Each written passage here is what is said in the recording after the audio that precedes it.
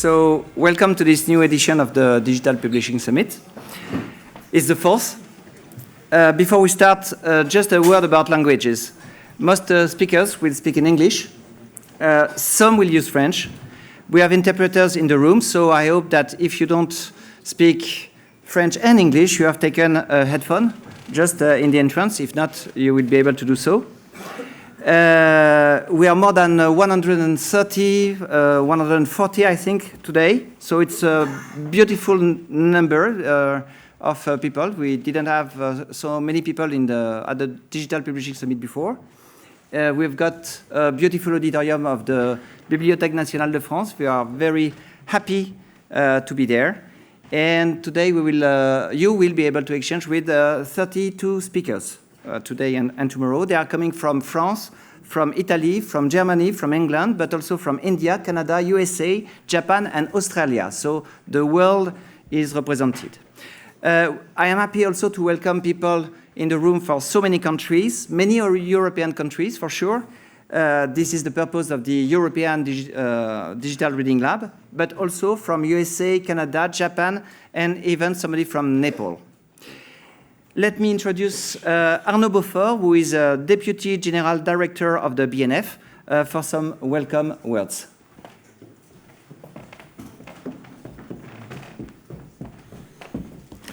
Bonjour à toutes et à tous.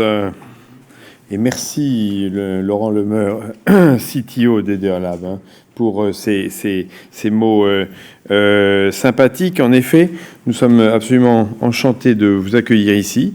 La Bibliothèque nationale de France entretient des liens rapprochés avec les EPUB et plus récemment Eder Lab. Je vais essayer de vous en dire deux mots. Je suis ravi de vous accueillir tous. Maison d'édition, bibliothèque, créateurs d'outils, développeurs, concepteurs de livres numériques. La BNF et l'EPUB, c'est une histoire maintenant longue, avec une bibliothèque, vous le savez, nationale, se situe finalement à la charnière entre l'amont et l'aval, entre la production et l'usage. Nous sommes, en tant que Bibliothèque nationale, committed, si je puis me permettre, dans notre rôle anticipateur, facilitateur et observateur dans le domaine. Et c'est ainsi que nous avons adhéré à Eder Lab en 2018. Nous sommes ravis de collaborer étroitement à vos travaux. Nous avons d'ailleurs, avec intérêt, suivi ce que vous avez fait sur la licence LCP. J'y reviendrai. Une production à la BNF de 3831 EPUB aujourd'hui, dont 1284 sont accessibles, et le tout est bien sûr sur Gallica. Parmi eux, 150 ont été choisis par le ministère de l'Éducation nationale pour être mis dans les cartables des élèves, puisqu'ils sont consultables par tous et qu'ils sont bien sûr choisis en lien avec les programmes scolaires. Alors, quelques éléments d'actualité, si vous le permettez, pour ce mot d'introduction. Tout d'abord, remercier le SNE qui est présent et qui nous accompagne notamment dans un dossier qui nous est cher. Je salue Virginie Clessen. C'est bien sûr le dépôt légal numérique, car la Bibliothèque nationale de France travaille avec le ministère de la Culture pour l'avènement de ce dépôt qui, quelque part, parachève sans doute un petit peu l'amplitude du dépôt légal en matière culturelle. Mais sachez qu'aujourd'hui, il n'y a pas encore le texte pris pour que les EPUB créés et vendus soient déposés comme le sont les livres papier. Donc nous y travaillons et je salue à ce titre Virginie Clessen dans la salle. Le développement de Ridium, ce lecteur d'EPUB,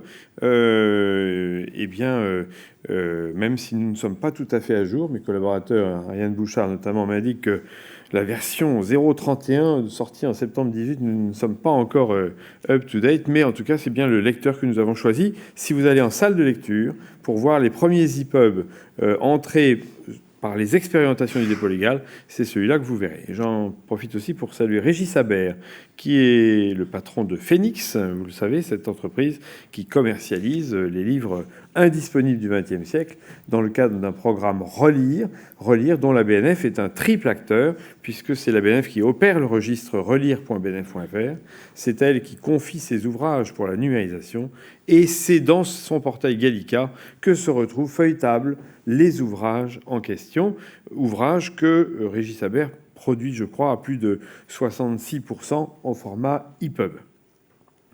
Alors, la BNF, elle organise aussi les conditions d'une entreprise collective de production. Et elle est votre amie si vous êtes producteur d'EPUB. Déjà par sa numérisation, nous numérisons 17 millions de pages par an, grand nombre d'ouvrages, de livres, et nous développons même des outils. Peut-être avez-vous suivi cette actualité la plus chaude, si vous me permettez cette expression, qui est la mise en ligne de data.bnf.fr dans sa nouvelle version. Data qui permet justement à chacun de retrouver quels sont les livres de notre bibliothèque qui sont numérisés, disponibles, accessibles en ligne, etc., avec justement un regroupement par œuvre, et donc suivant cela le modèle dit FRBR de la Bibliothèque nationale. Alors, Data, vous le savez, c'est notre outil pour faire connaître aussi, pour faire connaître ce que nous avons, et pour ne pas attendre que Google ouvre son onglet Livres à toutes les productions du monde. Donc, nous sommes ravis de constater jour après jour le succès de Data, puisqu'aujourd'hui, Data, c'est à peu près la moitié de l'audience de Gallica en nombre de visites. Un rôle de la BNF que je tiens aussi à souligner par rapport à vos travaux, c'est celui de normalisation pour favoriser l'interopérabilité. Donc la DRM-LCP, je vous le disais, au niveau de l'AFNOR, eh bien, 2 membres de la CN, de la Commission nationale 46.4, présidée par Mélanie Roche, qui est ici à la bibliothèque, eh bien, participe au groupe de travail qui vise justement à normaliser au niveau de l'ISO et de l'IEC. Donc on est tout à fait acteur de cela, et on espère bien d'ailleurs arriver assez vite pour que cette licence s'installe dans le paysage durablement et nous permette justement demain d'envisager des modalités de prêt numérique qui soient reposées sur une licence de cette nature. Alors, peut-être avez-vous vu aussi quelque part les efforts que fait la Bibliothèque nationale pour associer le grand public. Par exemple, nous avons le Gallica Studio qui a ouvert, et notamment vous retrouverez dedans des tutoriels pour expliquer à tout un chacun comment créer des EPUB soi-même à partir des documents de Gallica. Alors, la BNF s'inscrit dans le temps long de la conservation, c'est bien sûr un de ses rôles principaux, de conserver le patrimoine, et des sommets comme celui que vous allez tenir, eh bien, contribuent à vous rassembler pour que la question de la conservation ne soit pas oubliée de vos travaux et figure bien finalement de manière pertinente pour éclairer vos choix de production, car de vos choix de production dépendent chez nous la qualité de ce que nous allons pouvoir sauvegarder, préserver et donc communiquer. Parce que au-delà de ce temps long de la conservation, il y a le temps court de l'accès. Elisabeth Badinter, pour qualifier la Bibliothèque nationale, avait eu cette expression « je veux tout de suite ». Le temps zéro, c'est aussi le nôtre, c'est celui de la communication en salle de lecture. Les chercheurs ici obtiennent tout de suite. Et donc, nous avons justement les outils, je l'espère, qui sont en place, donc, notamment avec Ridium, solution pour la consultation des livres numériques du dépôt légal lorsque le texte sera pris. Enfin, un dernier mot pour conclure, parler de l'accessibilité.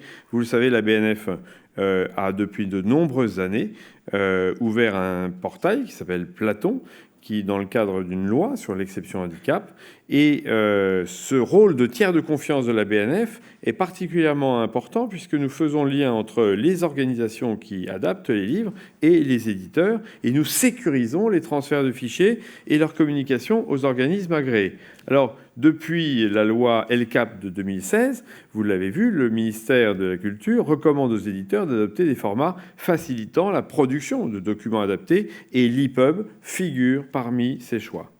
Donc l'accessibilité est un peu au cœur aussi de l'actualité, puisque vous l'aurez vu, et là c'est Ariane Bouchard également présente, et que je salue, qui me le signale, l'accessibilité qui figure au journal officiel de l'Union européenne le 7 juin dernier, et c'est un billet d'ailleurs sur le site EDR Lab que vous pouvez retrouver. Donc cette directive accessibilité qui est donc tout à fait d'actualité. Merci à vous. Je vous souhaite d'excellents et de fructueux échanges. Et notamment, je vous laisse en compagnie d'Emmanuel Bermès et de Vladimir Tibine qui interviendront tout à l'heure voilà, pour vous accompagner au cours de cette journée. Merci à tous.